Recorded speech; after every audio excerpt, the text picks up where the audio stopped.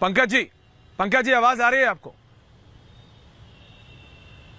पंकज जी और अनंत विजय जी, मनोज जी इसके बाद आ रहा हूं।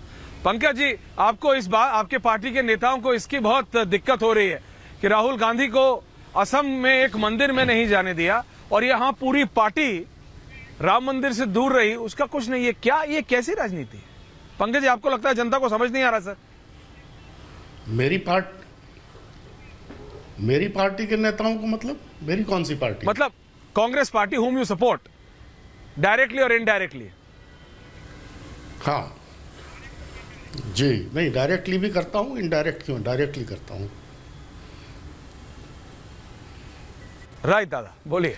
राहुल जी को जो असम में रोका गया है, राहुल जी को जो असम में मंदिर में जाने से रोका गया, एक पूजा स्थल पर जाने से रोका गया, उसके बाद उनके साथ सड़कों पर जो व्यवहार हुआ, उनको कॉलेज यूनिवर्सिटीज़ में जाने से रोका गया, फिर छात्र सड़कों पर निकल आए, ये तो पूरा देश देख रहा है। तो इस तरह की हरकत जो असम की सरकार उनके साथ कर रही है, जो असम के मुख्यमंत्री उनसे अपनी एक किस्म से निजी प्रतिशोध निकाल रहे हैं, उसको पूरा देश देख रहा है। तो इसमें राहुल जी के साथ जो हो रहा है वो राजनीतिक रूप से बिल्कुल एक अनुचित कदम है, एक दमनकारी कदम है। इसमें तो कोई दो मत नहीं है, किसी भी लोकतंत्र में ये नहीं होना चाहिए जो हो रहा है, और इसको सब लोग बैठे बैठे देख रहे हैं। मैं तो कहता हूं कि प्रधानमंत्री जी, जिन्होंने अभी अभी रामलला की प्राण प्रतिष्ठा समारोह में भाग लिया है, वो कम से कम मर्यादा पुरुषोत्तम राम के चरित्र से कुछ सीख लेकर ऐसे मामलों में हस्तक्षेप करें। लेकिन मैं जानता हूं कि वो नहीं करेंगे। उन्होंने इससे बड़े बड़े मामलों में, बहुत ही गंभीर किस्म के मामलों में कोई हस्तक्षेप नहीं किया। उनका ट्रैक रिकॉर्ड जो है उसको अभी सुप्रीम कोर्ट को करेक्ट करना पड़ा। बिल्किस बानो केस में जो लोग सब छोड़ दिए गए थे, उनको सुप्रीम कोर्ट के आदेश पर दोबारा जेल भेजना पड़ा। तो जब देश के प्रधानमंत्री जी का ये ट्रैक रिकॉर्ड हो, तो और किस पर विश्वास करें, और किस पर भरोसा करें, और किससे उम्मीद करें? राहुल गांधी जो कर रहे हैं वो एक जन जागरण का काम कर रहे हैं। अगर वो एक न्याय यात्रा निकाल रहे हैं, अगर उन्हें लगता है कि इस देश में बहुत सी बातों में ऐसा अन्याय हो रहा है जिसका प्रतिकार होना चाहिए, तो ऐसा करने का उन्हें अधिकार है। बिल्कुल है पंकज जी। मनोज जी, मैं आ रहा हूं आपके पास, मनोज सिंह जी, कि ये समझने के लिए कि इसका क्या असर, और ये जो विपक्षी पार्टियां अभी भी समझ नहीं रही हैं। लेकिन मैं कह रहा हूं पंकज जी, अगर आप इतने कॉन्फिडेंट हैं कि राहुल गांधी ठीक है ना, तो फिर छोड़िए ना कि प्रधानमंत्री क्या करते क्या नहीं करते, जनता पे भी विश्वास कीजिए। क्योंकि जो मैंने देखा वो तो आप समझ नहीं पा रहे हैं, या कांग्रेस पार्टी जिसको आप डायरेक्टली या इनडायरेक्टली सपोर्ट करते हैं, जैसे आपने कहा डायरेक्टली करते हैं, वो नहीं समझ पा रही है कि इसका क्या इंपैक्ट है। इसका क्या इंपैक्ट है, देयर एब्सेंस, उनकी जो एक एब्सेंस रही है 22 तारीख को, उसका क्या असर पड़ेगा जनता पे या उन पर, तो फिर जनता को डिसाइड करने दीजिए। अनंत विजय जी, देखिए, भाटी जी, आ रहा हूं आपके पास दोबारा। अनंत जी, आज जिस प्रकार की चीजें वहां हुई हैं, तो मुझे लगता है कि असम को, चाहे इसमें मुझे ना एक व्यक्तिगत टीस दिखाई पड़ती है कांग्रेस पार्टी के नेतृत्व की।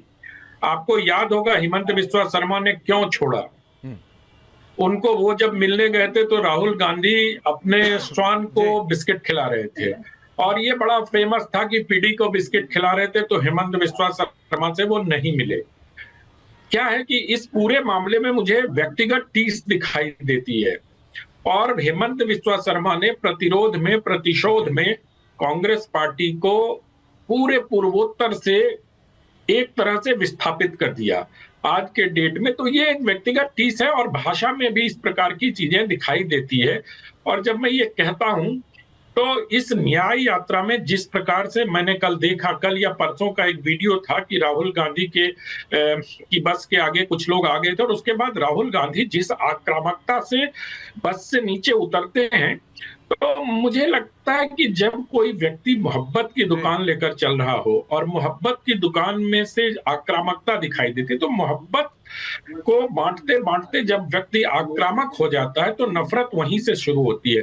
बाद में भले उन्होंने बस में जब अंदर बैठ गए, अयोध्या में दिख रही है मोहब्बत, तो पूरे देश में दिख रही है, लेकिन वो आक्रामकता नहीं दिखनी चाहिए। प्रभु श्री राम के लिए है। कि वो ये राजनेता नहीं समझ पा रहे हैं, ये जो अपनी दूरी बनाने में लगे हैं ना, ये समझ नहीं पा रहे। विनोद जी, आ रहा हूं आपके रिएक्शन में। लोगों पर बहुत ऐसा असर पड़ रहा है कि मैं आपको क्या बताऊं। INDIA गठबंधन पर इसका असर देखिए।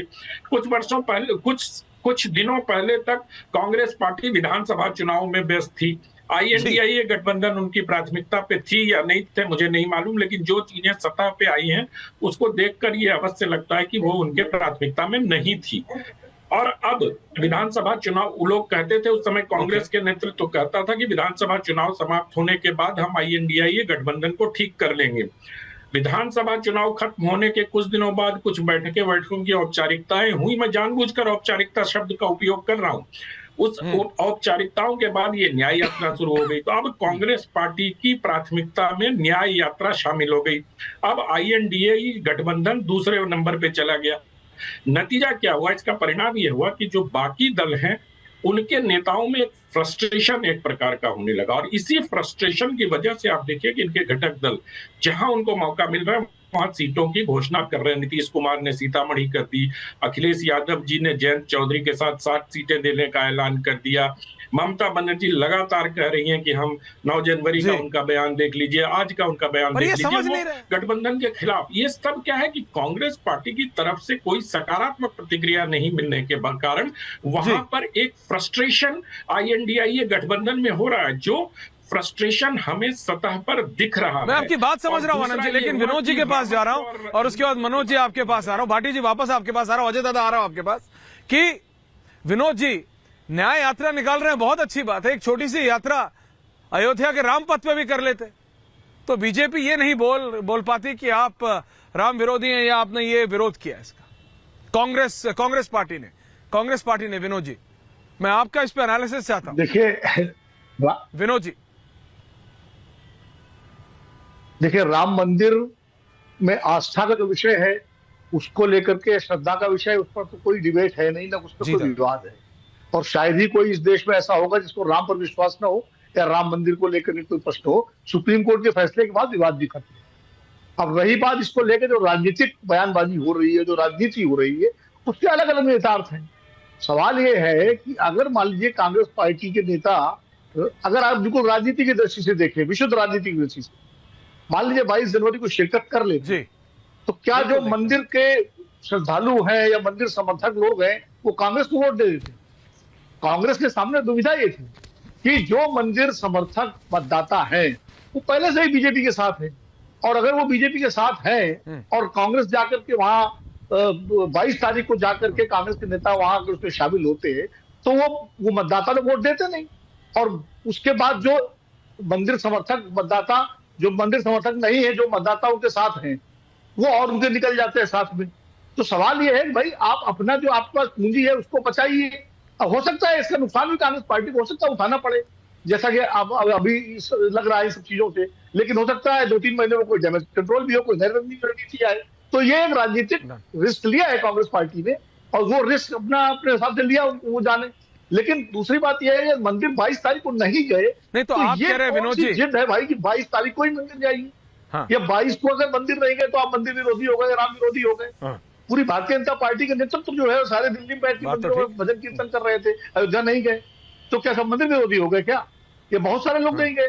तो ये तो ठीक है, 6000 लोगों की व्यवस्था थी, 6000 लोग गए, कुछ को बुलाया गया वो नहीं गए, कुछ नहीं बुलाए गए इसलिए नहीं गए। वो 22 तारीख हो गई, भव्य राम मंदिर का लोकार्पण हो गया, प्राण प्रतिष्ठा हो गई, मोदी जी का बड़ा शानदार भाषण हो गया, सब कुछ हो गया। अब देश आगे बढ़ेगा कि नहीं बढ़ेगा, कि वही अटका रहेगा?